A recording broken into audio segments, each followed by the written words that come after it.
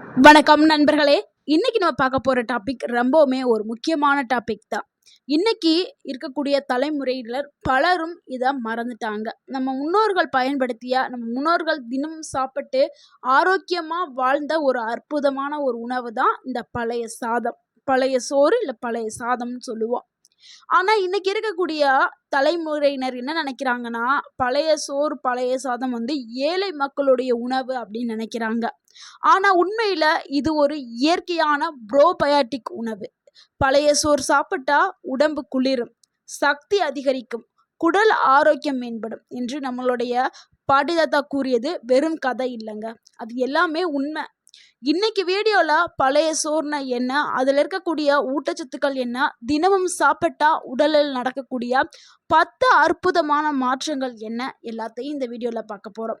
முக்கியமா யாரெல்லாம் இதை சாப்பிடலாம், யாரெல்லாம் இதை தவிர்க்க வேண்டும், எடுக்கக்கூடாது அப்படிங்கிறதையும் நம்ம பார்க்க போறோம். வீடியோவை முழுமையா பாருங்க. இந்த ஒரு வீடியோ உங்களுடைய ஆரோக்கியத்திற்கு பயனுள்ள ஒரு வீடியோவாக இருக்கும். உங்க வாழ்க்கையை மாற்றக்கூடிய ஒரு அற்புதமான வீடியோவாகவும் இருக்கும். பழைய சோறு அப்படிங்கிறது இரவுல மீதமான சாதத்துல தண்ணீரை ஊற்றி வைத்து மறுநாள் காலையில சாப்பிட்றது தான் பழைய சோறு. இது தமிழகத்துல பெரும்பாலான வீடுகள்ல இந்த பழைய சோறு செய்யப்படும்.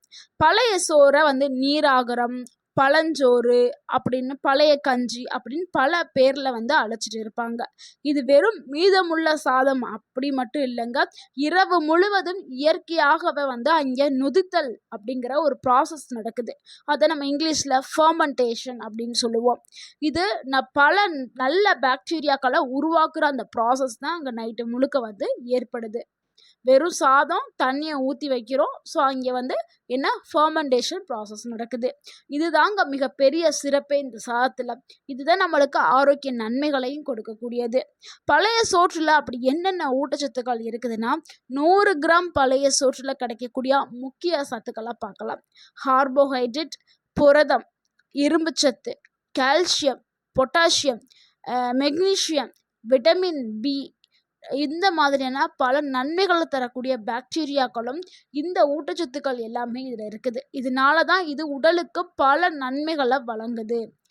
இந்த பழைய சோறை நம்ம தினமும் சாப்பிட்டா நம்ம உடம்புல ஏற்படக்கூடிய அதிசய மாற்றங்களை பார்க்கலாம். அதிசயம் 1, குடல் ஆரோக்கியத்தை மேம்படுத்துறதுக்கு இது பயன்படுது. அதிசயம் 1, குடல் ஆரோக்கியத்தை மேம்படுத்துறதுக்கு பழைய சாதம் பயன்படுது. இன்னைக்கு பலருக்கும் மலச்சிக்கல், வயிற்றுல புண், வாய்வு தொல்லை, செரிமான பிரச்சனை இதெல்லாம் இருக்குது. பழைய சோற்றுல இருக்கக்கூடிய நல்ல பாக்டீரியாக்கள் குடல்ல வாழக்கூடிய நன்மை தரக்கூடிய நுண்ணுயிரிகளை அதிகரிக்கிறதுக்கு இது உதவுது. இதனால செரிமான சிறப்பாக நடைபெறுவதற்கு பழைய சோறு பயன்படுது. நம்மளுடைய முன்னோர்கள் எல்லாருமே காலையில எந்திரிச்சோன்னா பழைய சாதத்தை, பழைய கஞ்சியை குடிச்சிட்டு தான் வயல்வெளிக்கு போவாங்க. ஆனால் அவங்க எல்லாருமே அவ்வளவு ஆரோக்கியமாகவும் 100 வயசு வரைக்குமே ஆரோக்கியமாக இருந்தாங்க. அவங்க எந்த ஒரு காஸ்ட்லியான ஃபுட்டும் அவங்க சாப்பிடலை. நம்ம இப்போல்லாம் என்ன பண்ணுறோம், பாதாம், பிஸ்தா, முந்திரி எல்லாம் சாப்பிட்றோம். அவங்கெல்லாம் அதெல்லாம் சாப்பிடல, இந்த பழைய சாதம் தான் அவங்க சாப்பிட்டுட்டு வந்தாங்க. அப்படி ஒரு நன்மைகளையும் ஆரோக்கியங்களையும் கொடுக்கக்கூடியது இந்த ஒரு சாதம். அடுத்து அதிசயம் 2, உடல் சூட்டை குறைக்கிறதுக்கு பழைய சாதம் பயன்படுது. முக்கியமாக கோடை காலத்தில் உடல் சூடு அதிகமாகவே இருக்கும். இதன் காரணமாக வாயில புண்ணு, வயிற்றுல புண்ணு, கண் எரிச்சல் போன்ற பிரச்சனைகள் ஏற்படும். ஆனால் பழைய சோறு இயற்கையாகவே உடல் சூடை குறைச்சி உடலை குளிர்விக்கும் தன்மை கொண்டது. அதனால தான் விவசாயிகள் அதிகமாகவே இந்த ஒரு உணவை எடுத்துகிட்டே வருவாங்க. ஸோ நம்மளும் கோடைக்காலம் வந்துச்சுனாவே அட்லீஸ்ட் வாரத்துக்கு ஒரு முறையாவது இந்த பழைய சாதம், பழைய கஞ்சியை செஞ்சு நம்ம சாப்பிடணும். அப்போ தான் உடல் சூடு, அந்த கண் எரிச்சல் எல்லாமே சரியாகும். சிலருக்குலாம் வாய் பகுதிகளில் புண்ணு அதிகமாகவே வரும். ஸோ அது எல்லாமே சரி பண்ண நீங்கள் இந்த ஒரு கஞ்சியை வச்சு சாப்பிடுங்க. அடுத்து 3வது அதிசயம் என்னன்னா, உடலுக்கு சக்தியை கொடுக்கறதுக்கு பழைய சாதம் பயன்படுது. காலையில் ஒரு கிண்ணம் பழைய சோறு சாப்பிட்டா போதும், பல மணி நேரம் வரைக்கும் பசியே எடுக்காது. நீங்கள் வேலை செய்கிறதுக்கான திறன் நல்லாவே கிடைக்கும். இதில் இருக்கக்கூடிய கார்போஹைட்ரேட் மெதுவாகவே சக்தியை வழங்கக்கூடியது. அதனால் அந்த நாள் முழுக்க நீங்கள் உற்சாகமாக வேலை செய்கிறதுக்கான திறனை இந்த பழைய சாதம் கொடுக்கும். அடுத்து 4வது அதிசயம், மலச்சிக்கலை நீக்கிறதுக்கு பழைய சாதம் பயன்படுது. பழைய சாதத்துல நார்ச்சத்து மற்றும் நொதித்த உணவின் தன்மை காரணமா குடலோட இயக்கத்தை சீரா வைக்கிறதுக்கு பயன்படுது. மலச்சிக்கல் பிரச்சனை உள்ளவங்களுக்கு இது மிகவும் சிறந்த ஒரு நல்ல தீர்வை கொடுக்கும். ஸோ மலச்சிக்கலா இருக்கிறவங்க தொடர்ந்து நீங்க இந்த பழைய சாதத்தை எடுத்துட்டு வந்தீங்கன்னா அதுல இருந்து ஒரு நல்ல ரிலீஃப் வந்து உங்களுக்கு கிடைக்கும். அடுத்து 5வது ஒரு அதிசயம் என்னன்னா, நோய் எதிர்ப்பு சக்தியை அதிகரிக்கிறதுக்கு பழைய சாதம் பயன்படுது. நம்ம நோய் எதிர்ப்பு மண்டலம் பெரும் பகுதி வந்து குடலோட தான் தொடர்பு கொண்டிருக்குது. ஸோ நம்மளுடைய நோய் எதிர்ப்பு சக்தியை ஸ்ட்ராங் ஆக்குறதுக்கு குடல் ஆரோக்கியம் ரொம்பவே முக்கியம். நம்ம உடல்ல நோய் எதிர்ப்பு மண்டலம் வலுவா இருந்துச்சுன்னா வெளியில இருந்து வரக்கூடிய பாக்டீரியா, வைரஸ், பூஞ்சை போன்ற தொற்றுகள்ல இருந்து நம்மளுடைய உடல் எளிதாகவே எதிர்த்து போராட முடியும். சிலருக்கெல்லாம் அடிக்கடி சளி, இருமல், காய்ச்சல்லாம் வரும். ஸோ அவங்களுக்கு வர்றதுக்கு காரணமே நோய் எதிர்ப்பு சக்தி அவங்க உடல்ல ரொம்ப கம்மியா இருக்குன்னு அர்த்தம். ஆனா இந்த பழைய சாதத்தை எடுக்கும் பொழுது நோய் எதிர்ப்பு சக்தி அதிகமாக்கும். சிலர் என்ன நினைப்பாங்கன்னா, பழைய சாதம் சாப்பிட்டா சளி பிடிக்கும்னு நினைப்பாங்க. அதாவது அந்த எடுக்கிற டைம் தாங்க. மதியான வேளையில அடிக்கிற வெயிலில் நீங்க பழைய சாதத்தை எடுத்து சாப்பிட்டீங்கன்னா ஒரு பிரச்சனையும் ஆகாது, சளி பிடிக்காது. சிலர் வந்து சளி பிடிச்சிருக்கும்போது சாப்பிடுவாங்க. அதனால பிரச்சனை அதிகமாகும். ஸோ அந்த டைம்ல அவாய்ட் பண்றது ரொம்பவே நல்லது. அடுத்து 6வது அதிசயம், வயிற்றுப்புண் ஏற்படும் அபாயத்தை குறைக்கிறதுக்கு இது உதவுது. குடல் மற்றும் வயிற்றில் இருக்கக்கூடிய சுவர்களை பாதுகாக்கிறதுக்கு நல்ல பாக்டீரியாக்கள் ரொம்பவே தேவை. ஸோ அந்த சுவர்களை பாதுகாக்கக்கூடிய நல்ல நுண்ணுயிர்கள் இந்த சாதத்துல வந்து நிறையாவே இருக்குது. இதனால வயிற்று எரிச்சலும் குறையலாம். ஸோ நம்ம பழைய சாதத்தை எடுக்க நம்மளுடைய குடல் ஆரோக்கியம் முழுவதுமே ஆரோக்கியமாக இருக்கும். ஏன்னா அதுல வந்து ப்ரோபயாட்டிக் இருக்கிறதுனால. அடுத்து 7வது அதிசயம் என்னன்னா, இரும்பு சத்து உறிஞ்சுறத வந்து மேம்படுத்துறதுக்கு வந்து பழைய சாதம் பயன்படுது. இது இங்க வந்து ஃபெர்மெண்டேஷன் ப்ராசஸ் நடக்குதுல்ல, அதனால சில தாதுக்கள் உடலால எளிதாகவே உறிஞ்சப்படும். இது இரத்த சோகை அபாயத்தை குறைக்கிறதுக்கும் உதவலாம். அடுத்து 8வது அதிசயம், எலும்புகளை வலுப்படுத்துறதுக்கு இது உதவுது. இந்த சாதத்துல கால்சியம் மற்றும் மெக்னீசியம் போன்ற தாதுக்கள் இருக்கிறதுனால எலும்பு ஆரோக்கியத்திற்கு இது உதவுது. வயதானவர்களுக்கு நல்ல ஒரு உணவா இந்த ஒரு உணவு இருக்கு. அடுத்து 9வது அதிசயம், மன அழுத்தத்தை குறைக்கிறதுக்கு இது உதவுது. குடல் மற்றும் மூளை நேரடியாக தொடர்புடையது.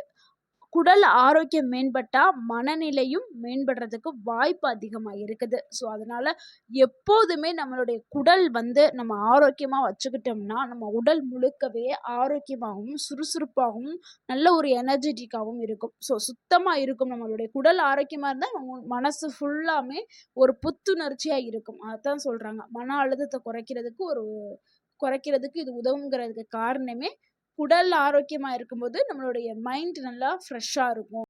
அடுத்து 10வது அதிசயம், இயற்கையான ப்ரோபயாட்டிக் தாங்க. இன்னைக்கு ரொம்ப பேர் என்ன பண்றாங்கன்னா, பலரும் விலை உயர்ந்த ப்ரோபயாட்டிக் சப்ளிமெண்ட் வந்து வாங்கி சாப்பிட்றாங்க.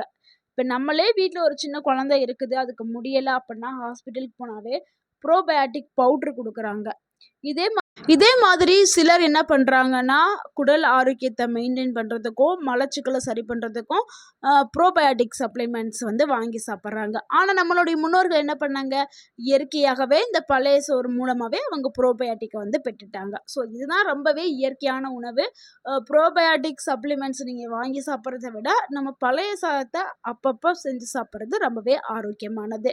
இந்த பழைய சாதத்தை எப்படி சரியான முறையில் நம்ம ஆரோக்கியமான முறையில் செய்கிறது அப்படிங்கிறத பார்த்தலாம். இதுக்கு நம்மளுக்கு தேவையானது அதாவது சாதம்.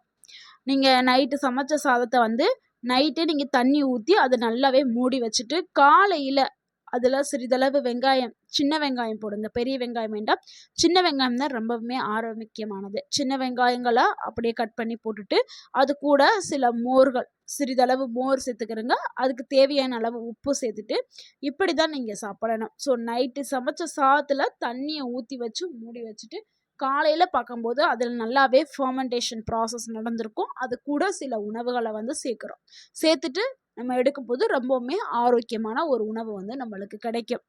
ஸோ இது கூட நீங்கள் ஊறுகாய் வச்சோ இல்லை வேறு ஏதாவது காய் பொரியல் வச்சு கூட நீங்கள் சாப்பிட்டுக்கிறலாம். இந்த பழைய சாதம் யாருக்கெல்லாம் ரொம்பவுமே அவசியமானதுன்னா, கடினமாக உழைத்து வேலை செய்வாங்கள்ல விவசாயிகள், அவங்களுக்கு, உடல் உழைப்பு அதிகமாக செய்கிறவங்களுக்கு, மலச்சிக்கல் பிரச்சனை இருக்கிறவங்க, உடல் சூடு அதிகமாக இருக்கிறவங்க, வயதானவர்கள், இவங்க எல்லாருக்குமே இந்த பழைய சாதம் ரொம்பவும் பயனுள்ளதாக இருக்கும். யாரெல்லாம் ரொம்ப கவனமா இந்த சாப்பாடை எடுக்கணும்னா, நீரிழிவு நோயாளிகள், அதாவது சர்க்கரை இருக்கிறவங்க அளவா எடுத்துக்கிறங்க. அதிகமா சாப்பிட்டீங்கன்னா சர்க்கரை அளவு கூடுறதுக்கு வாய்ப்பு இருக்குது. அதனால அளவா எடுத்துக்கிட்டீங்கன்னா போதும்.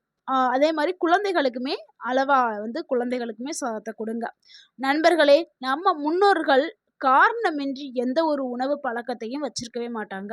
பழைய சோறுங்கிறது வெறும் மீதமுள்ள சாதம் இல்ல. அது ஒரு இயற்கையான புரோபயாட்டிக் உணவு.